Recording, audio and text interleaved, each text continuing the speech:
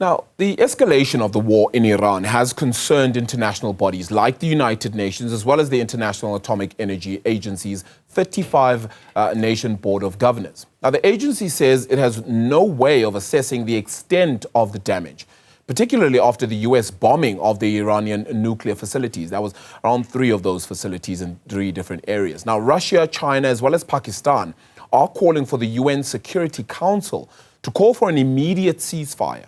But it is a threat by Iran to close off the all-important Gulf of Hormuz that could have a major impact on oil prices, some of which we've already actually seen spike a little bit higher. In fact, so much so that the price of oil is possibly anticipated to hit $100 a barrel if the Strait of Hormuz is closed. Let's speak now to Hugo Pienaar, Chief Economist at the Minerals Council of South Africa. Hugo, thank you so much for the time.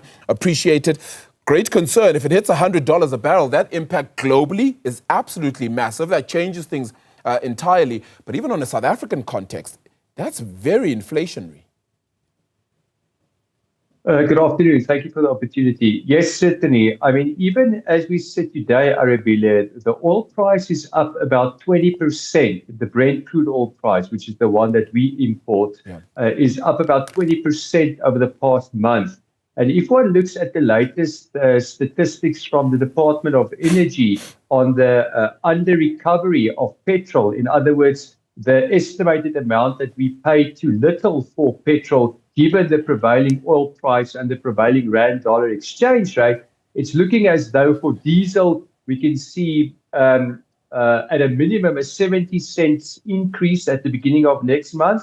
And for petrol, we're looking at around 40 to 50 cents increase. Now, there's still a couple of days to go, of course, in the current period for which they would determine the petrol price for next month. So, yeah, already now, South Africans will feel it in their pocket come next month.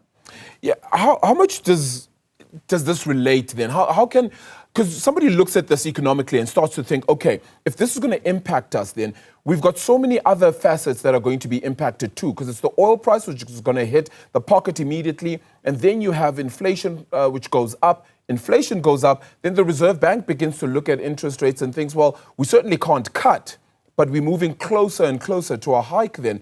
How big a risk is that? Yeah, so I think from the Reserve Bank and most central banks, they tend to look through initial spikes in oil prices or a different supply side shock. For example, a sudden increase in food prices. If that increase is deemed to be fairly temporary, which of course is difficult to judge where we sit today, but if it is seen to not be a prolonged increase, then normally central banks do not react to that.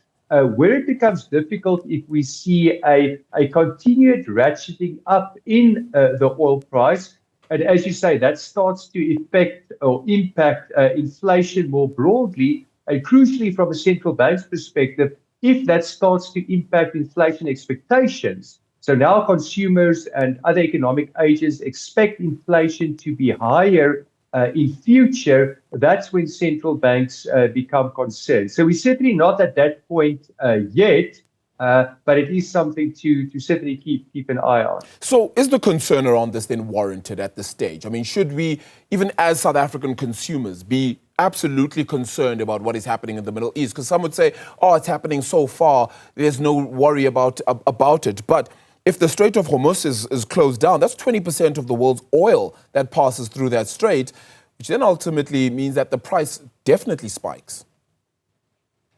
Yeah, so there are a number of scenarios here.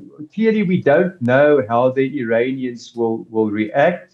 On one level, one says to yourself, it's not in their interest to close the strait, right? Because the oil that they produce also flows through the Strait of Hormuz, especially the oil that they export to China. So they will be inflicting harm on themselves by closing the strait. That, of course, does not mean that it will not happen, but I'm just painting a picture of why it's quite difficult to judge what the response will be.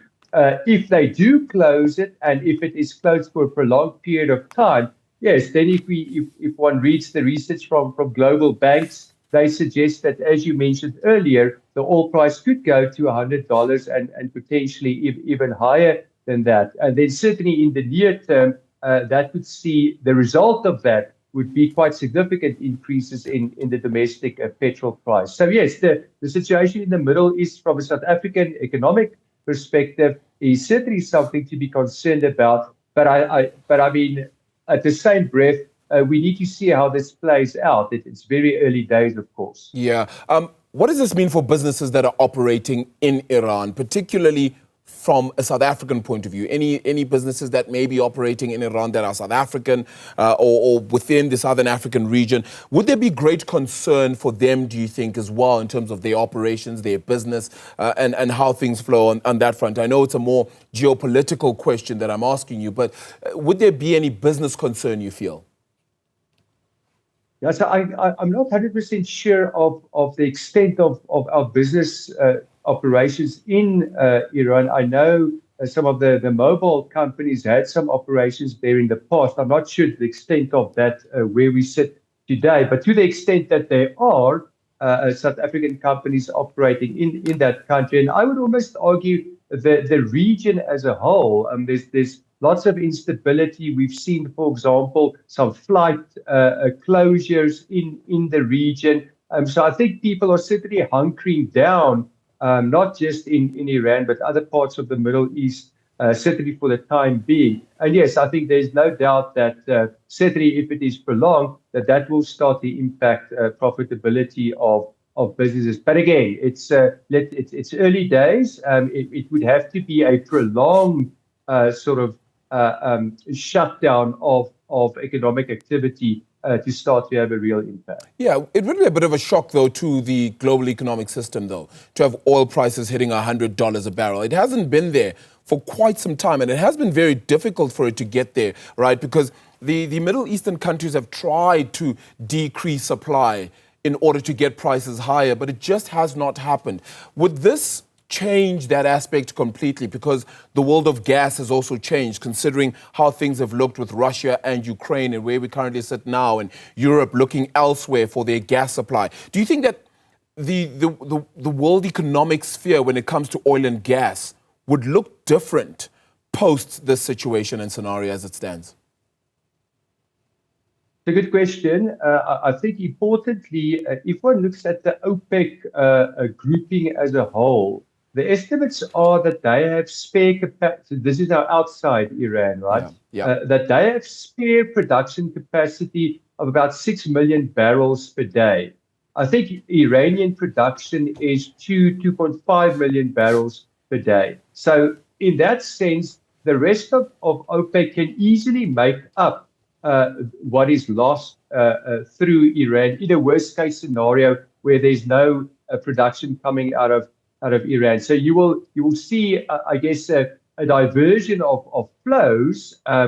Some countries right now get their oil from different parts of the world, but given that spare capacity, Arabella, again, I don't think we should be alarmist. The likes of Saudi Arabia in the past, when the oil price moves to a level where they think it will do serious harm to the global economy, and in so doing hurt the demand for oil, the Saudis and some of the other big producers do tend to respond by increasing their oil production. And I would expect to see something similar in the current situation. So you may see a temporary spike in oil prices going to 100, perhaps even more, but then you're likely to see a response from the non-Iranian producers. But this is OPEC Plus now. You have Russia involved in it, unfortunately, right? Won't it look different, you think? Well, again, even if you just look at Saudi Arabia, the UAE, some of the other producers, you sit with that spare capacity, which they're in a position to apparently increase quite quickly, which will provide a bit of a buffer. But perhaps, Arabella, in a different sense also, we should remember that we're in a world of global trade wars where there was already concern that the Trump tariffs, and we will, of course, see on the 9th of July the extent of those tariff increases after the 90-day postponement of the reciprocal tariffs from the US. those tariffs already have the potential to raise global inflation, Yeah. right? So that was already a bit of jitteriness around the inflation prospects. If you now add to that oil price spike, then Sure. indeed we sit in a world where inflation concerns have certainly gone up notably over the last 3 months or Yeah. so. Hugo, appreciate it. Thank you so much for the time. Thank you so much for that. Certainly hope it wasn't any kind of load shedding or gas outage there when that power went out in your office there. But thank you so much. Appreciate it. Hugo Pienaar there joining us then from the Minerals Council. He's the chief economist there.